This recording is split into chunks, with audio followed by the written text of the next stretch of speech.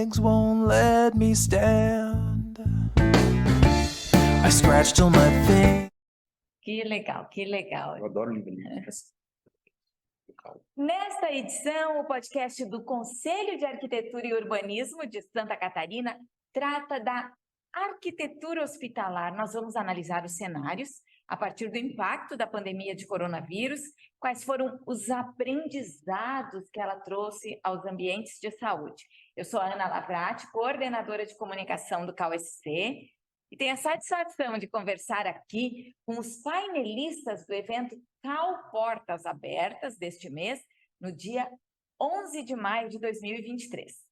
Seja bem-vindo, arquiteto e urbanista Jean Faria, presidente do CAU Amazonas, diretor de manutenção do Hospital Adriano Jorge, em Manaus. O Jean tem pós-graduações em arquitetura de interiores, gestão de projetos e arquitetura hospitalar. E também tem dezenas de projetos para a Central de Material Esterilizado, que é um dos temas que nós vamos tratar aqui. Também recebemos os sócios da IDEIN Arquitetura. A Patrícia Paiva D'Alessandro é especialista em arquitetura hospitalar e em neurociência aplicada à arquitetura. Obrigada, Patrícia, pela disposição de estar aqui com a gente na gravação do podcast do CAUSC. O arquiteto e urbanista Emerson da Silva também é sócio da IDEIN Arquitetura. Ele já foi presidente do IAB Santa Catarina e da Associação Brasileira para o Desenvolvimento do Edifício Hospitalar. É especialista em biossegurança e organizador do livro Arquitetura para Emergências, Experiências, Vivências e Reflexões. Muito obrigada, Emerson, por estar aqui com a gente na estreia do podcast do CAU Santa Catarina 2023. Agora, indo para o nosso assunto, que é o tema de interesse do podcast e do nosso CAU Portas Abertas. O que se passa? Durante a pandemia, nós podemos perceber, isso em nível mundial, a importância de estruturas hospitalares funcionais, seguras, confortáveis, para quem trabalha e, claro, para os pacientes, para quem busca atendimento. O que aconteceu? Percebemos uma série de fatores. As populações em quarentena, com distanciamento social, a superlotação dos hospitais, a vacina em tempo recorde, a busca pela vacina, por um lado, o negacionismo em tomar a vacina aí de outro, o advento de novas tecnologias e entre muitas outras mudanças. Vocês, que são especialistas na área, do que aconteceu, do que puderam presenciar em ambientes de saúde, qual foi a mudança mais notável? É uma boa pergunta, porque aconteceram tantas mudanças e, assim, acho que os colegas vão concordar. Essas mudanças, uma parte delas vai ficar. Um exemplo bobo. Hoje, qualquer supermercado que você vai, você tem lá o álcool em gel e tem aquele visor entre o caixa e a barreira. Eu acho que isso não tem mais como retirar. Mas dentro do hospital, o que eu vejo? A superlotação você nunca vai conseguir controlar, mas eu acho que algumas paramentações, alguns cuidados que antes se tinham um pouco menos, começaram a se valer mais. Eu vou falar um pouco do que a gente sempre faz, que é a CME. Começou a se apertar mais a questão da entrada e a saída da CME, a questão da paramentação, de trocas de roupa. Era comum você ter uma pessoa saindo do sujo, entrava ali, você trocava o propé, mas não trocava a roupa, e isso virou alguns protocolos, pelo menos nas que a gente atua, que elas ficaram e vão ficar e não se muda mais. Essa é uma visão que eu tenho, né? Aumentou o rigor e em benefício de todos, né? Inclusive de quem trabalha ali. Sim. A questão dos espaços também. Hoje você tem as cadeiras estão mais espaçadas, você tinha um pessoal que se aglomerava muito. Só que, assim, vou falar agora de região Manaus, Amazonas. Eu estou vendo que alguns hospitais, principalmente hospitais de portas abertas públicos, eles voltaram a ter aquela aglomeração de gente. Por mais que eles tinham espaços externos que foram tirados, hoje está todo mundo numa pequena sala de recepção e isso vai ajudar de novo daqui a pouco a dar uma aumentada na transmissão. na transmissão. Mas um conceito, né, que veio então para ficar foi esse maior cuidado nas barreiras entre área sul. E quem não tem o álcool no carro hoje, né? Quem não tem o álcool no carro, porque No carro. Eu acredito a gente até brinca que tem álcool por todo lado.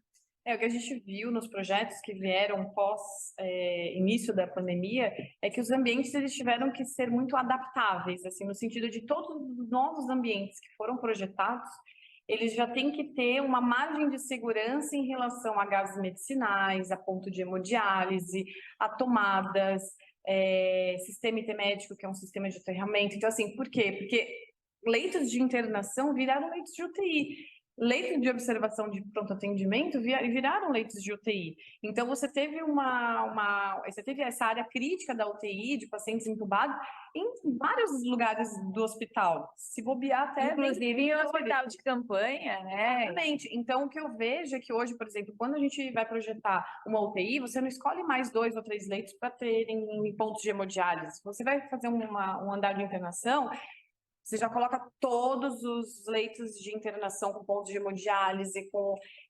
duplicidade de gás, de pontos de gás medicinais, justamente para tornar aquele ambiente flexível e adaptável para essas mudanças, porque a gente não sabe qual é a próxima pandemia que vai vir, tomara que não, mas assim, tem que estar preparado. Então, acho que isso veio muito como premissa de projeto para esses novos ambientes. A própria filtragem do ar-condicionado, os ar-condicionados hoje têm que estar muito mais adaptáveis para esses espaços. Eu tenho, e eu vou pedir já licença para os colegas, uma opinião um pouco diferente, né? Eu acho que tudo isso já existia. A tua CME com controle Com a barreira. sujo e limpo existia, as pessoas só não respeitavam, ou não visualizavam isso. Eu vou falar isso porque um pouco do que eu vou falar daqui a pouco na apresentação tem disso. O autismo existia desde muito dentro dessa reflexão. As pessoas não percebiam, porque as pessoas terceirizavam os filhos para os educadores, e aí no momento de ficar em casa com as crianças, começou a se perceber algumas coisas. Saúde mental, nós sempre tivemos problemas de saúde mental. Problemas de pessoas que trabalham e o ambiente não é adequado, e isso gera depressão, a gente tinha. Durante a pandemia isso se declarou, né? A digitalização na saúde já existia. A Apple já estava envolvida com a saúde há muito tempo. Só que ela se declarou, ela foi extremamente... Ela extrapolou o limite, porque antes de ontem, ninguém sabia usar um Meet, um Zoom. Sim. E amanhã, tudo é via Meet ou Zoom. Eu me lembro, chegando no escritório, eu falei assim, o que está acontecendo? O pessoal estava levando o computador embora, e como é que vai ser? Agora tem um tal de Meet, um Zoom. E os alunos do colégio, a mesma coisa. Tu entende? Então, para mim, Jean e Paty, eu acho que a pandemia, ela jogou na berlinda tudo que já existia. A CME já existia. A RDC 50 já estabelecia isso desde 2002. E não era respeitado como protocolo. Se tu pegares a questão, por exemplo, das UTIs, né? Todo mundo sabia que é importante, para estar na UTI, ter um ambiente agradável para a recuperação. Mas ficar 40, 50, 60, 70 dias, como muitas pessoas que a gente conhece ficaram na UTI, e dizer que aquilo é inóspito, só uma pandemia para declarar. Então, no meu entendimento, Ana, por isso que a ideia de que não falar mais o termo pandemia, mas o impacto, né? O impacto, o pós-impacto. É que a gente é como se nós estivéssemos levando um choque. Praticamente. Realidade. Exatamente. É uma ruptura. A vertente da tecnologia, ela deu um salto quântico. Exatamente. Exatamente. Mas tudo estava ali, né, Jean? Sim. Tudo estava ali. Não pode, porque como é que a gente começa a usar uma plataforma se ela já não estava pronta, testada, não tinha um beta, ela já estava ali. Então, assim, na minha opinião, eu acho que nós precisamos entender que esse processo gerado pelo impacto da pandemia, ele nada mais é do que um clarão que se abriu e a gente assim, opa. Tanto que, se a gente for ver, uma boa parte da força de trabalho do país hoje continua fazendo trabalho remoto. Tá tranquilo. Você não volta, você não vai ter mais aquele monte de escritório com um monte de gente. E aí, saindo um pouquinho só do tema hospital, mas você indo para as lojas de varejo, por exemplo, que fecharam uma boa parte dela na pandemia e que demitiram funcionários e que hoje, por causa da tecnologia, estão com 50% do que tinha antes. Então, A própria sede aqui, onde nós estamos agora, na sede do CAU Santa Catarina, que vai ser revitalizado por meio de um concurso público, a comissão responsável pela aquisição do prédio relatou que até a pandemia era muito mais difícil encontrar um prédio com essas características disponível no centro. Sim, claro.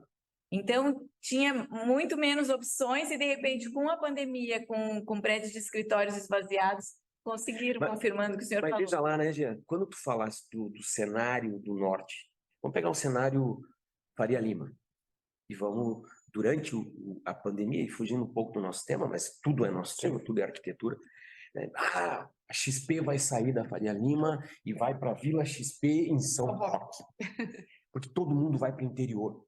Mentira. A Vila XP não existe mais. acabou. Foi um fracasso. Teve As também pessoas- suas febres. Claro. Eu acho que o impacto, a gente vai entender desse impacto daqui a um bom tempo ainda. Agora a gente ainda está muito como tu dissesse, muita coisa foram negativas. São soluções que você vai nos Estados Unidos, o projeto de lá você tem aquele lobbyzinho que você entra, você deixa sua roupa. Isso lá é um projeto básico. Nós não tínhamos essa característica aqui. No escritório lá em Manaus, vários clientes já nos pedem, não, quando eu entrar, eu quero deixar o meu sapato, eu quero deixar a roupa fora, eu quero... Então, isso é uma outro advento vindo da pandemia. As pessoas já começam a entrar em casa sem ter um sapato para dentro de casa, e eu não entro mais de sapato em casa. Se eu entrar de sapato em casa, a minha esposa na outra hora me coloca a mochila na rua e fala tchau, volta. E é curioso que só agora que decretaram o fim da pandemia. Todo mundo já está mais relaxado, menos assustado, mas só agora, no dia 5 de maio, a Organização Mundial de Saúde declarou o fim da pandemia de coronavírus e o fim da condição de emergência de saúde pública, que são coisas diferentes, né? E que a gente tinha ingressado lá no início do ano de 2020. Falando um pouquinho aqui no impacto, como disse o Emerson, a OMS divulgou que foram 765 milhões de casos de Covid no mundo e, oficialmente, teriam vindo a óbito 7 milhões de pessoas. Mas estima-se que haja subnotificação. De qualquer maneira, as estruturas de saúde, também pelo incremento da população, pela maior lucidez agora de que a saúde é um grande tema, não é só tratar a doença, é um tema muito mais abrangente. Então, como que a arquitetura entra em tornar os ambientes mais agradáveis, mais confortáveis para quem frequenta? Olha, eu acredito assim, durante a pandemia, né, eu vou dar o meu exemplo, que eu morava num apartamento pequeno e quando a gente teve que fazer home office, aquilo para mim foi um terror, né? Eu ter que morar e trabalhar num ambiente muito pequeno. Então, aquilo começou a me gerar uma certa angústia de não conseguir sair daquele local para fazer a minha atividade, que era trabalhar. E eu gosto muito de sair de casa, ver as pessoas, ver o dia. Então, isso até me impulsionou a procurar estudar mais sobre isso e eu fui parar na neurociência. E a neurociência, por mais que ela já é um estudo relacionado à neuroarquitetura, né, já vem desde a década de 90 sobre esse tema, que é você entender de pessoas, de como o nosso sistema nervoso central funciona, de como isso reage, né, como que o nosso cérebro, o sistema nervoso reage com os ambientes construídos. E eu comecei a estudar e comecei a ver, poxa, isso aqui é fantástico, porque ao invés de eu projeto para pessoas, mas eu vou projetar para pessoas que eu vou estudar sobre elas, né? Eu vou conhecer, saber como que elas reagem àqueles ambientes, da mesma forma como eu estou reagindo ao ambiente que eu estou, trabalhando e morando num ambiente muito pequeno, não adequado, e isso para mim está sendo muito ruim. Então, imagina para quem está num hospital, né, fazendo um tratamento, sendo internado, sendo entubado, enfim. E aí, às vezes em outras cidades, né? Então, a sua cidade, por exemplo, não tem uma unidade de terapia intensiva, você tem que ir para uma cidade vizinha, uma cidade muito longe, a família tem que se deslocar, ou a família não pode estar junto, porque durante a pandemia não podia ter acompanhante. Então, assim, realmente isso foi, para mim, um divisor de águas, né? No sentido de estudar isso profundamente escrevi um artigo até na minha pós sobre isso e apliquei em projeto. Então, eu consegui escrever e ir aplicando nos projetos que estavam surgindo no escritório na época, e a gente foi trazendo esses conceitos para dentro dos ambientes. E eu acho que isso é muito legal, porque trouxe até o feedback do cliente, que trouxe realmente um encantamento e as pessoas se sentirem bem lá dentro. Mas tem estratégia. exemplo, Paty, de uma mudança Muito, pode ter sido sensível, mas que deu resultado? principalmente, conectar a natureza com esse ambiente ascético. Que eu não posso ter planta, por exemplo, né? Então, como é que eu faço? Eu trabalho design biofílico. O design biofílico, você traz o que? A natureza para dentro do ambiente construído. Então, você pode trazer ele de uma forma simulada.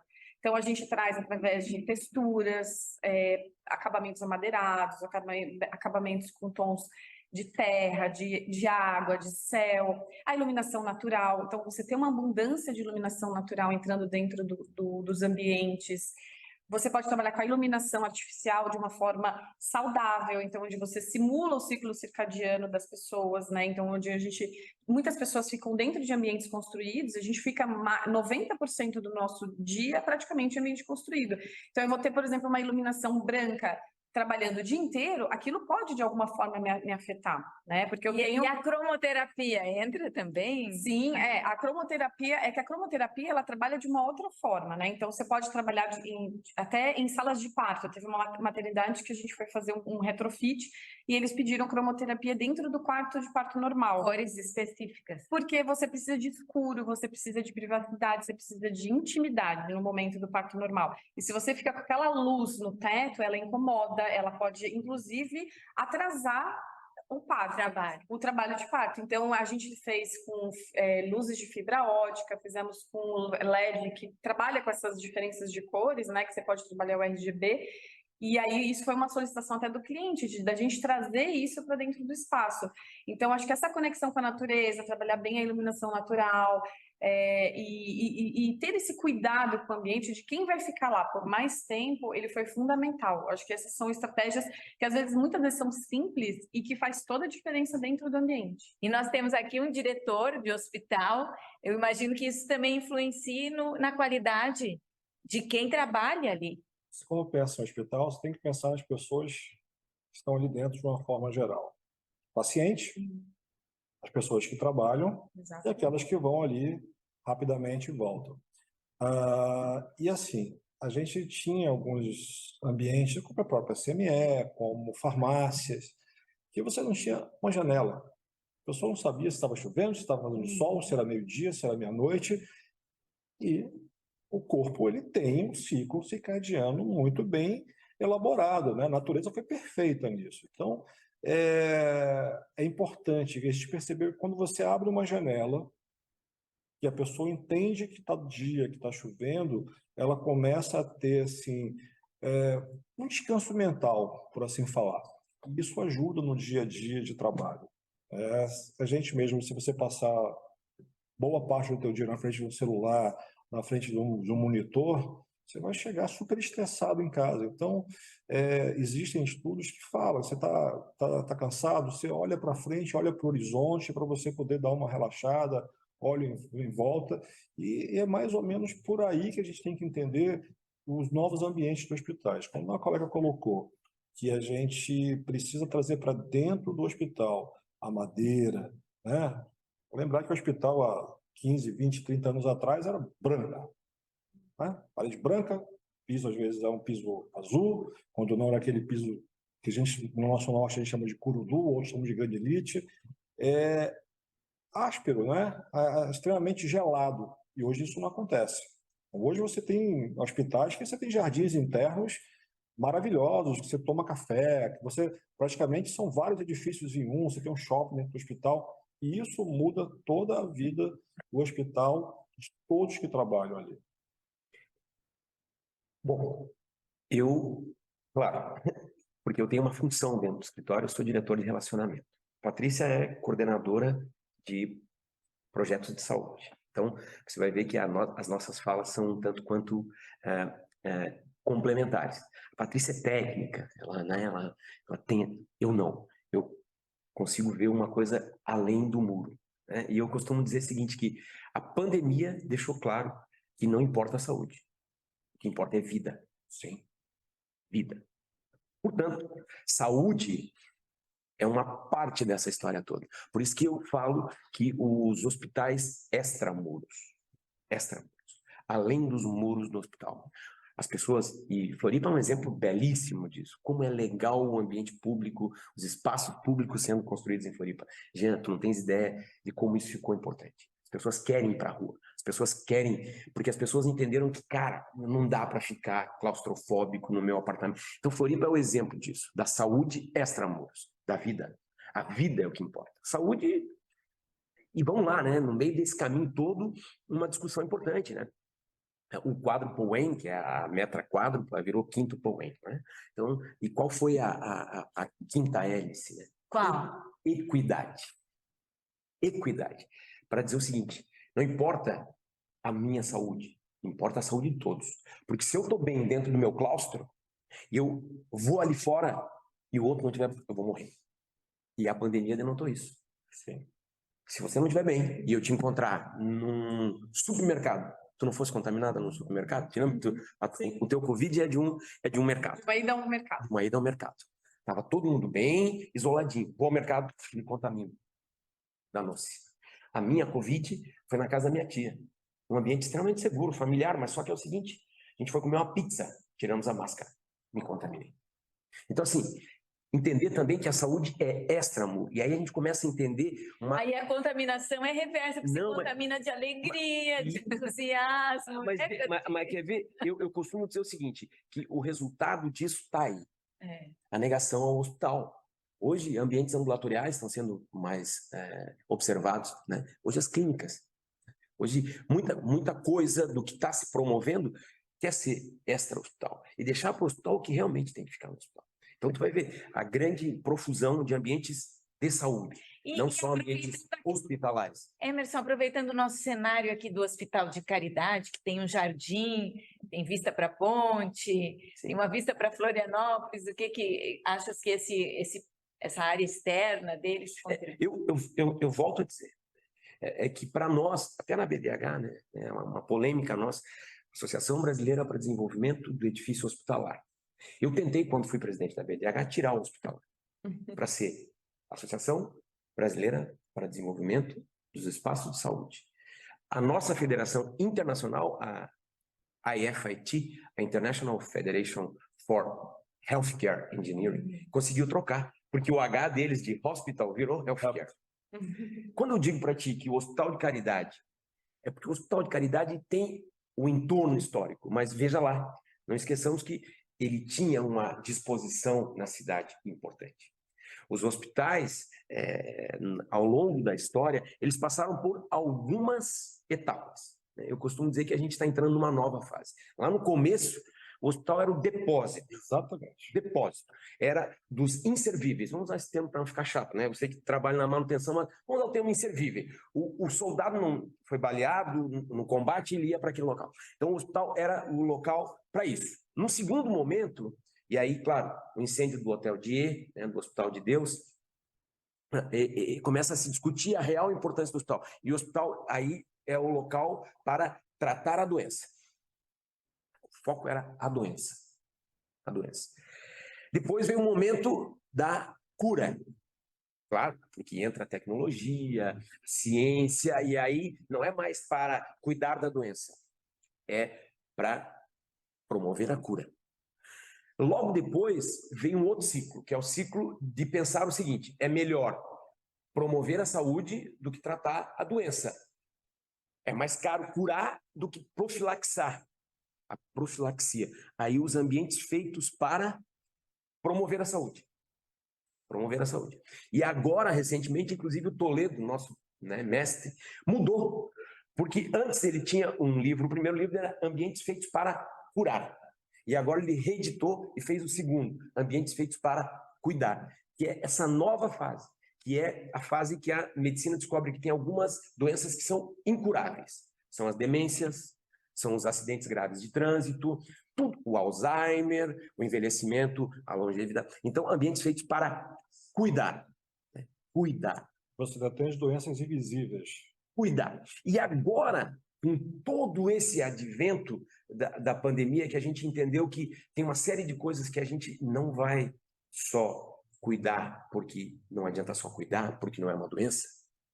Tem coisas que não é uma doença. Autismo não é doença.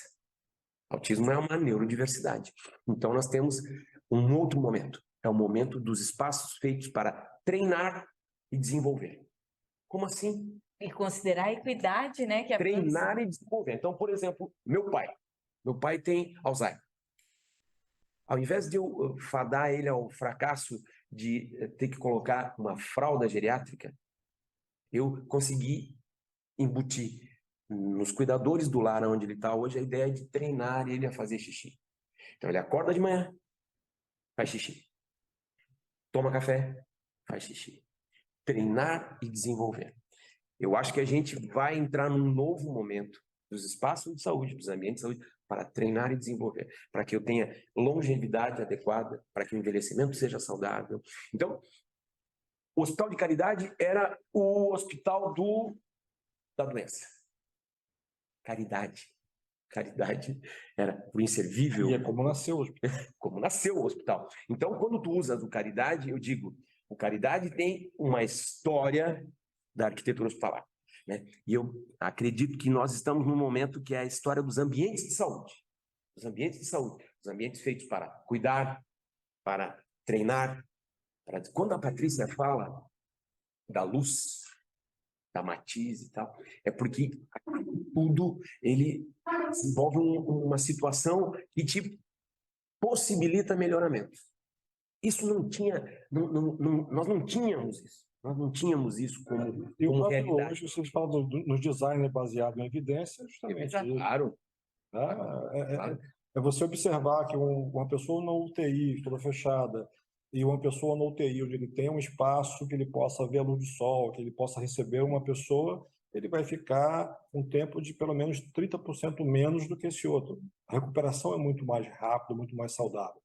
O grande conceito é isso que ele está colocando, que hoje você cuida das pessoas, você cuida da saúde, você cuida do bem-estar, né? E a consequência é que você vai ficar menos doente, você vai estar...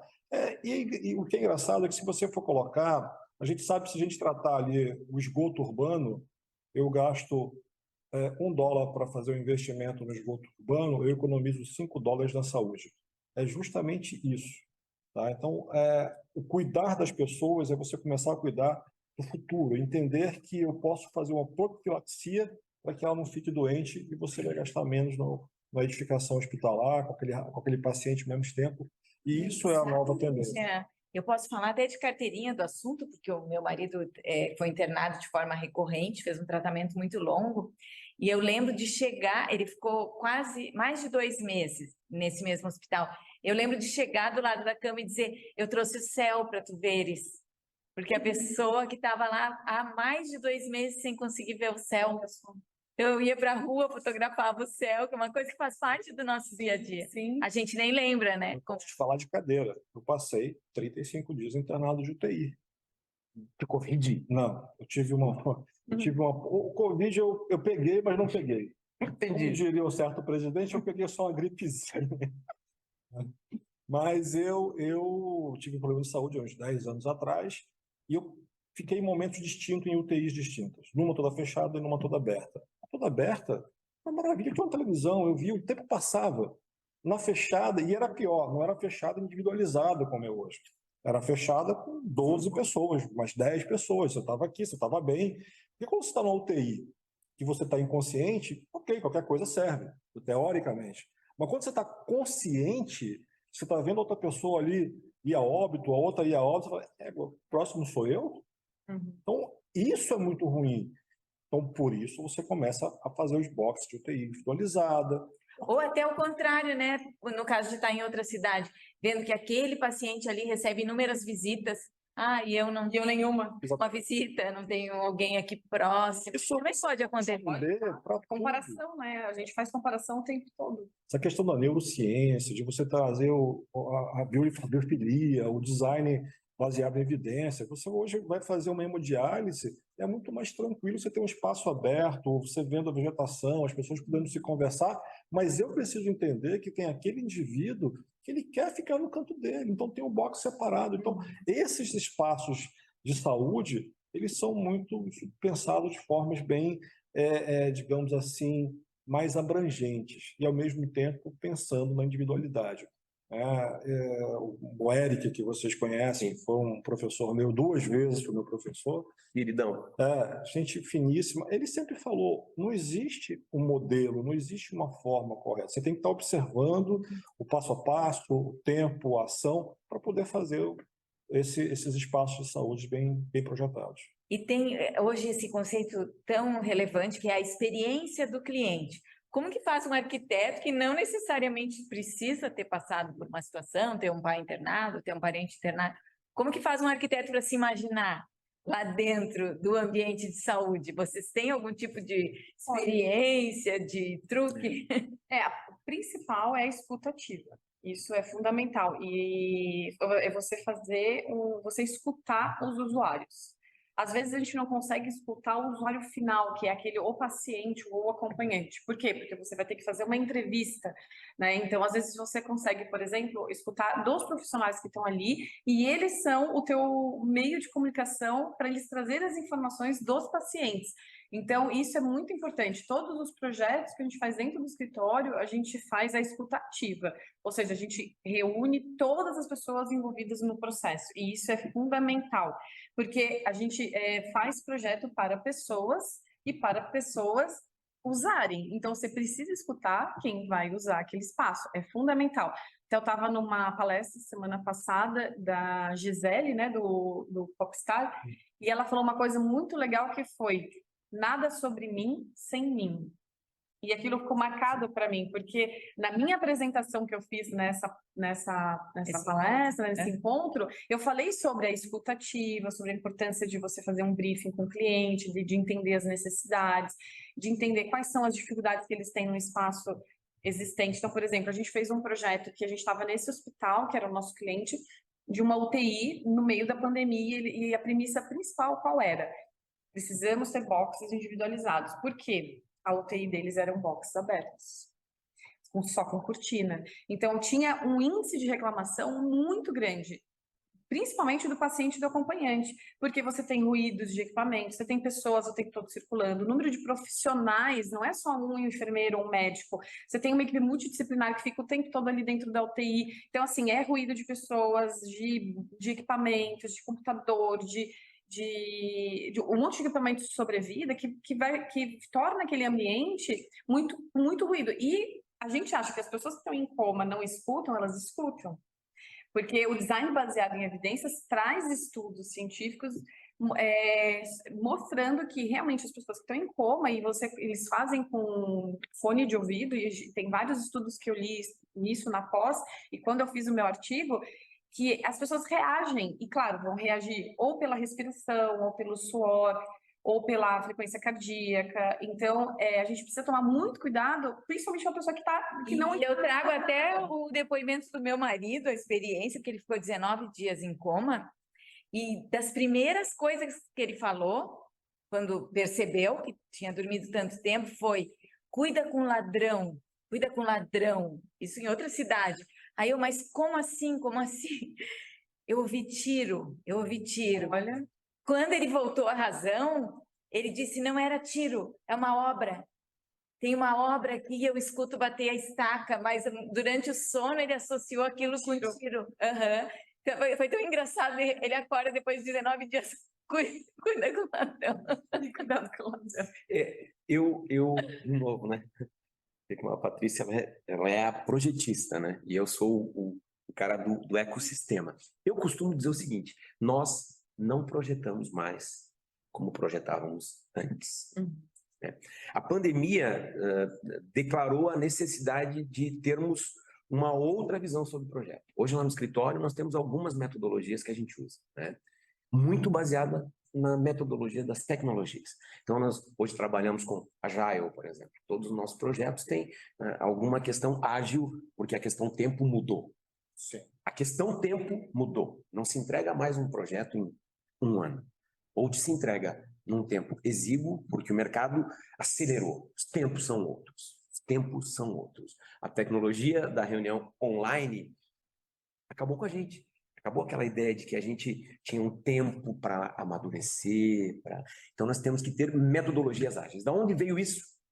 Das tecnologias. As startups usam metodologias ágeis, porque a startup ela precisa testar, se não der certo, fazer muito rápido e corrigir as metodologias ágeis. Então, hoje, nós temos dentro do nosso escritório, por exemplo, trabalhos desenvolvidos com design de serviço, que é o UX, User Experience, que é basicamente a experiência do usuário. Mas veio da onde o UX?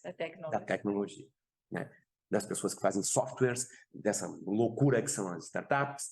Basicamente, eu acredito, eu não sei, Jean, como é que tu vê isso? Nós passamos por um reskilling, né? O upskilling. O arquiteto deixou de ser o projetista, ele precisa... E é um exemplo. Quantas vezes, antes da pandemia, a gente entendia que as skills, as habilidades eram tão importantes. Hoje, definitivamente, tu não precisa ser um grandíssimo técnico, mas tu tem que ter habilidades. Então, veja lá, criatividade é a primeira. E aí eu começo a dizer, agora é a nossa vez de dizer que o arquiteto, com criatividade, com resolução de problemas complexos, então tu começa a entender que o mundo mudou porque as pessoas começaram a entender que, peraí, tem alguma coisa além do conhecimento, que é a habilidade. Então, hoje, por exemplo, a escuta ativa é uma habilidade. Saber ouvir, saber falar. Exatamente, é uma soft skills. Então, é claro que quando o David Goleman escreveu lá no passado, né, inteligência emocional, digo lá no passado porque é 20 anos, sei lá, 30 anos, whatever. Mas hoje nós temos uma coisa muito mais necessária, que é entender isso, né? Hoje, agora o Fórum de Davos declarou as 10 habilidades mais, as 10 soft skills, as skills mais importantes. A primeira é resolução de problemas complexos. Por quê? Porque, cara, a gente na pandemia, vamos pegar um exemplo, nós no escritório, pô, eu sou especialista em biossegurança. A minha área é biossegurança. Então, lá, quando eu fiz biossegurança, eu já tinha ouvido falar em PCR, Polymerase Chain Reaction. O PCR deixou de ser uma sigla que ninguém sabia, para amanhã de manhã todo mundo diz assim, amanhã eu vou fazer um PCR. Sabia o que era. Não é verdade? Eu não sei se eu vou fazer um PCR ou se eu vou fazer um antígeno. Então, tu entende que a velocidade foi abrupta. Biologia molecular era um negócio difícil demais. Furou a bolha. Furou a bolha. E aí, nós tivemos que fazer, Jean, em 45 dias, se eu te mostrar os vídeos, eu sou um analfabeto digital, assim, desses programas todos aí, né? O Ben, o meu é croqui. E aí eu falei assim, chegou uma demanda no escritório, vocês vão ter que fazer um laboratório para detecção do Covid lá no Sapiens Park, no Parque da Ciência. Eu falei assim, biologia molecular, PCR. Ah, tá. Genética. A gente nunca fez. A gente nunca provou. Mas tem que fazer. E aí veio a outra história, né? O Elon Musk diz o seguinte, o que é importante, a gente faz. E a gente fez um laboratório para fazer PCR, para detectar o Covid para a cidade, porque a gente tinha pouquíssimas... Biome, não é? Biome Hub. A gente fez o Biome Hub, projetou, aprovou, executou e abriu em 47 dias. Claro, uma situação que não tinha casas d'água abertas. Casas d'água é a nossa grande loja aqui na cidade de material de construção. E não podia ter construção civil. Não podia ter construção civil. E aí eu falei assim, peraí, calma aí, quando é que é o alerta vermelho? Daqui a 12 dias. Tem 12 dias para detalhar esse projeto, saber tudo que tem que comprar. Daí a gente ligava, o cara dizia assim, tem aquela porta tal, não tem, então vamos resolver aqui. Então, aquela história de que o projeto deixou de ser a mão de Deus. E a gente... Tu entende? Então, eu acho que nós passamos, né, Jean, por isso, eu imagino que vocês dentro do hospital inventaram coisas... Do Elon Musk. Não, eu imagino que no hospital vocês fizeram assim loucuras, né, cara? Você tem situações nos hospitais que usava-se mangueira de nível para fazer derivação de oxigênio. Você tem um hospital, tá, que a gente não faz propaganda, mas em Manaus ele inventou um cano de PVC e plástico, uma câmera meio que hiperbárica individual, para ajudar a oxigenar mais aquele paciente. E isso salvou muita gente. Tá? Assim, a gente tem o projeto, principalmente o projeto de um uma edificação hospitalar, do espaço de saúde, ele nunca pode ser projetado com a mão de Deus. Eu sou Deus, eu vou projetar tudo. Você precisa ouvir enfermeira, médico, que muitas das vezes não sabe o que quer, enfermeira, que sabe o que quer, sabe mais do que o médico, ela conhece todos os fluxos, como o paciente vai. Você tem que ouvir o paciente, você tem que ouvir o cara que vai retirar o lixo. Então, assim, o que é Eu que gostei até desses 3 P's aqui que estavas falando antes, né? Projeto, processo, pessoas. Isso nós tivemos aqui, pelo menos a gente teve uma professora em comum, que foi a Eleonora, e isso foi uma coisa que me marcou muito na minha pós. O projeto de arquitetura, ela vai resolver 33% do problema, vai resolver 1/3. O resto é projeto. Eu posso projetar a melhor CME do mundo, mas se o processo não for seguido, as pessoas não entenderem que aquele processo precisa ser seguido, global. Acabou. Minha biossegurança É exatamente isso. É exatamente já isso. foi embora. Então, assim, todo espaço de saúde ocorre com o mesmo problema. Eu preciso pensar ao mesmo tempo nesses 3 pilares. Né? E eu preciso pensar em conjunto com uma série de pessoas.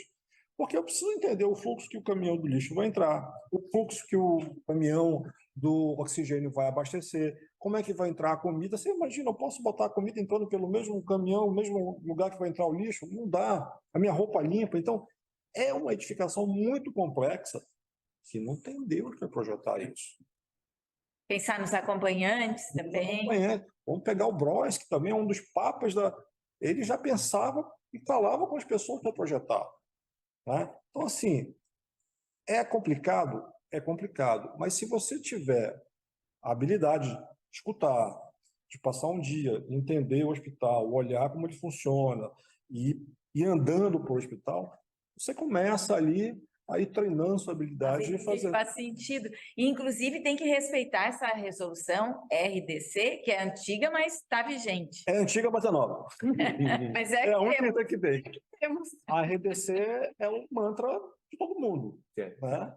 É o mantra que você, para projetar de uma pequena farmácia a um grande hospital, ela está lá. Ela fala tudo ali. É claro que com a RDC 50, ela fala basicamente dos espaços da saúde. Mas você acaba tendo que agregar uma série de outras RDCs, de outras NBRs para você projetar.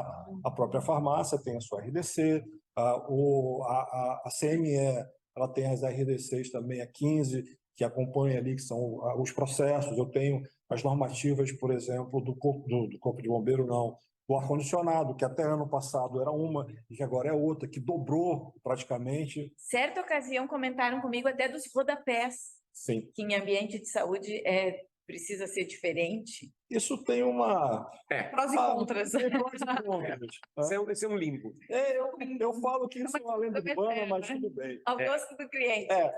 Mas essa... Não, é que tem que seguir uma normativa em alguns momentos e outros momentos. Às vezes ela é muito dura. Então, o que acontece? Como ela tem 21 anos, ela não se renovou em relação à tecnologia e materiais, principalmente. Se a gente parar para pensar que há 21 anos atrás você não tinha um celular, e hoje você tem. Né?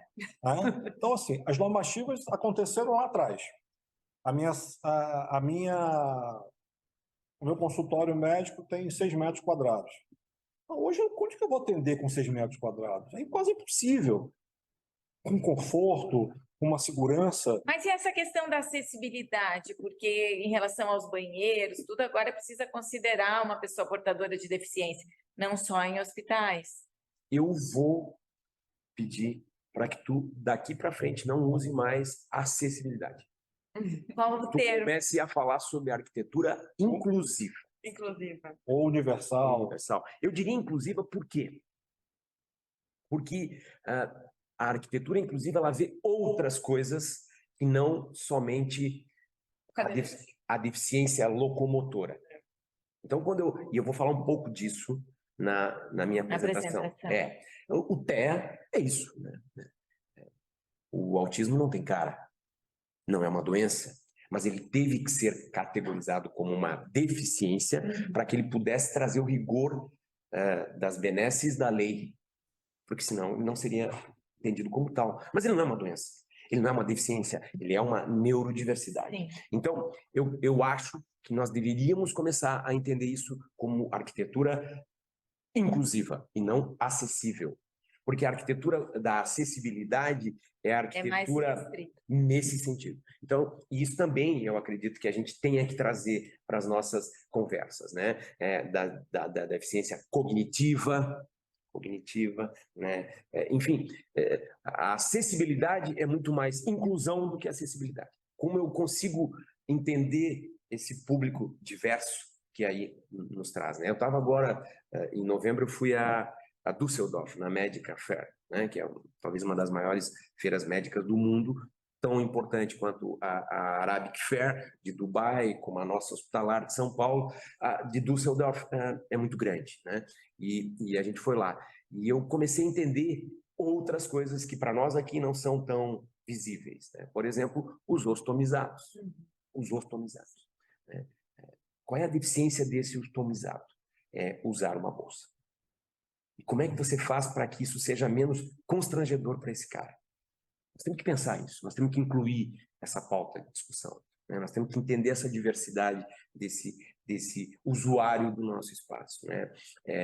E uma série de outras coisas, sabe? Quando a gente fala da arquitetura inclusiva, é inclusiva numa série de coisas. Então, a deficiência que tu aí, e eu volto a te dizer, nós também temos que usar um pouco desse nosso léxico para invadir algumas situações. Quando tu falas portador de deficiência, ninguém porta uma deficiência, tem uma deficiência, né? Que é o tal do PCD, né? Pessoa com deficiência. E eu acho que a gente deveria trazer essa coisa da inclusão para melhorar mais ainda, porque a nossa função como arquitetos é isso: promover melhorias no espaço para que o espaço seja inclusivo e up-to-date. E eu né? desculpa, vou pegar um gancho nisso, como arquitetura inclusiva, universal. A gente não vai só falar de PCD, a gente vai falar da característica regional de cada um. Pronto. Como é que você leva um indígena Pronto. da região amazônica para dentro de uma UTI? Pronto. E dorme numa rede. Exato. Tá? Então, assim, teve o Tomé Mestrinho, que é um arquiteto lá de Manaus, junto com uma outra engenheira, que eu não lembro agora o nome, eles desenvolveram no após dele um hospital onde é possível ele ficar numa rede, porque é a característica dele. Aonde é que eu vou, como é que eu vou levar saúde a um povo ribeirinho, da minha região, se eu estou numa área que alaga 6 meses do ano? Eu vou fazer um barco hospital. Ótimo, perfeito. O nosso livro tem isso. O nosso livro Arquitetura para Emergência, a gente traz o conceito de...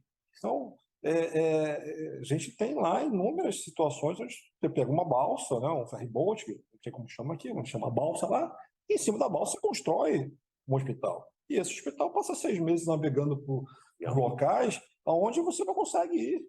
O próprio Exército Brasileiro, ele faz algumas situações junto com as federações das indústrias, não tratar, tem dentista. Então, a gente agora está pensando em fazer algumas balsas, está pensando em tratar isso já com um mamógrafo, com uma tomografia, para levar o que é tecnologia. O que a gente estava falando agora, 20 anos atrás, isso não existia. Como é que eu aprovo uma legislação para uma balsa? Como é que eu aprovo uma sala híbrida, né? Da Vinci, não sei se você sabe, é um robozinho que fica lá, parece um joystick, ele vai operar o cara com precisão nanométrica. Não tinha isso lá. Como é que eu vou? Então, mais uma vez, a RDC, vocês estão na BDH há muito mais tempo do que eu, isso precisa ser revisto, a gente precisa bater a pauta da RDC 50 para ser atualizada. Quer ver, Ana? O Jean traz uma Vou realidade... pedir a tua mensagem aqui, já aproveitando, Emerson, de encerramento, que a gente já está chegando em 1 hora de conversa. Já? Mas quem ficar com rápido, quem ficar com gostinho de quero mais, tem no YouTube também o nosso Portas Abertas sobre arquitetura hospitalar.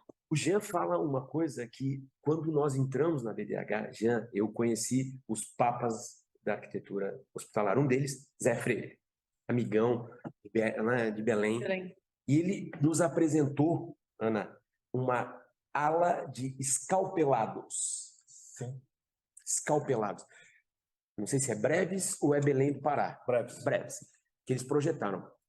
Aonde você vai encontrar em outro lugar do Brasil uma ala de cuidados para escalpelados? Como assim Não, escalpelados? só em filme de São- bang bang. Então, escalpelados porque as mulheres ribeirinhas eram acometidas de acidentes e retiravam o cabelo todo no motor do Existe um barco. motorzinho chamado rabeta, Rabeta. que é um motor de polpa muito rudimentar, Uhum. que os governos da região norte dão, porque o ribeirinho precisa botar naquela canoazinha dele de Uhum. madeira. Uhum. As índias, como característica delas, têm os cabelos compridos e aquele motor nada mais é Escalpel. do que um eixo rodando a hélice. Qualquer movimento que pegava e arrancava. E arranca, isso acontece até hoje. Eu conheço essa expressão de filme de bang bang Então- quando queriam punir alguém. E eu vou encerrar dizendo isso. Ao mesmo tempo que nós temos a RDC 50 de 2002, nós temos a mesma RDC de 2023, que no meio do caminho passou por um processo tecnológico gigantesco. O PCR, vou pegar o PCR. O PCR que a gente fazia lá na RDC de 2002 era correr o gel de agarose. O que é esse negócio? A tesourinha gênica, aquela coisa da genética inicial, da biologia molecular inicial. E hoje, o PCR nada mais é do que um negocinho desse tamanho assim. O Quantum, que foi onde a gente fez todos os exames de PCR para o Covid-19, é dentro do Quantum. No entanto, a vigilância me exigia anticâmara, área de transferência.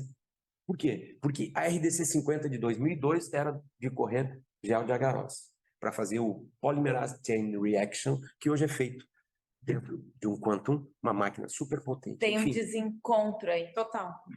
A tecnologia e a RDC 50, elas precisam se integrar. Se isso não acontecer, agora, o problema é que a tecnologia corre numa Ferrari de última geração. A RDC, acho que está no Fusca. pode, mas tá. Tem rodas, né? Eu diria que tá na charrete. Mas é um implemento. Lembra quando a gente fez aqueles projetos em Angola? Não, assim, vamos lá e a gente vai falar um pouquinho, a gente falou muito do sistema de saúde, falamos da biofilia, tudo de hospital bacana, né? Hospital de ponta. E se a gente não tivesse SUS, Uhum. a gente estaria muito pior com a pandemia. O SUS ainda é uma excelente ferramenta, a capilaridade que ele tem de entrar nesse país é fantástico, né? Eu tive a oportunidade de conhecer em Londres o sistema lá deles também, que é muito parecido.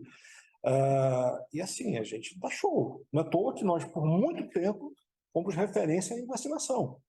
E conseguimos fazer a vacinação, assim, com toda a problemática que temos, o SUS conseguiu levar muito rápido a vacinação no nosso país, que é um país continental. Então, assim, a gente precisa entender que a saúde pública precisa de todos esses tratamentos que nós falamos também, porque é quem mais usa, né? O usuário da saúde pública é ele que precisa estar ali com todo esse carinho, com toda essa atenção, com toda essa jornada, com todo esse estudo de como ele entra, de como ele se comporta, de como ele faz. E, A infelizmente, biossegurança. Exato. né, Os ambientes agradáveis. eu me incomodo, fico triste, porque eu tenho passado sempre, em função do trabalho que a gente atua em Manaus, nos hospitais públicos, e uma hora eu não tenho cirurgia porque faltou a agulha tal, uma hora eu não tenho cirurgia porque o tomógrafo quebrou, e quando você vai para um grande centro, você tem um estudo de ponta que o cara consegue tratar ali um câncer, e a gente lá no norte, por exemplo, para você fazer uma consulta no Hospital do Câncer, só leva 6 meses. Então, esse Brasil é muito desigual. Não continue. Patrícia, Olha, eu adorei o papo. E acho que a gente poderia ficar aqui falando muito mais tempo. Óbvio que à noite a gente vai ter as palestras, né, a apresentação de cada um. Mas eu trago assim essa sua ânsia assim de ter o SUS, né, com essa qualidade que a gente pensa. A gente tem grandes exemplos de edificações públicas, né, que tem de excelência, com protocolos, com acreditação. Só que infelizmente é muito desigual no Brasil pelo tamanho, né? A gente sabe que às vezes a região sul, a região sudeste é diferente da norte, nordeste, porque é muito grande. Mas, assim, eu gostaria muito que a gente pudesse fazer esses projetos e trazer, né, esses estudos e para dentro dos órgãos Disseminar. públicos, né? Disseminar isso. E a gente sabe que existem muitos entraves, né? É muito difícil, mas eu ainda tenho fé que a gente vai conseguir E acredito muito transformar os que o ambientes. podcast assim traz à tona, aumenta a consciência sobre tantas particularidades, tantos Com detalhes. certeza. E isso vai nos colocar no caminho da evolução que a gente deseja aqui. Agradeço muito, muito para a Patrícia D'Alessandro, sócia da IDI em Arquitetura, para o Jean Faria, que é presidente do CAU no Amazonas, e está aqui em Florianópolis para participar do CAU Portas Abertas, e também para o Emerson da Silva, sócio da IDI em Arquitetura, que vai falar hoje à noite do seu livro também nessa área, né, Emerson? O livro Arquitetura para Emergências, Experiências, Vivências e Reflexões. Que time que nós reunimos aqui no podcast do CAU Santa Catarina sobre arquitetura hospitalar. Muito obrigada pela sua companhia e para saber ainda mais sobre o tema, tem no YouTube CAU SC Oficial a gravação do nosso encontro Portas Abertas do mês de maio de 2023. Muito bom. Aí, valeu. Olha.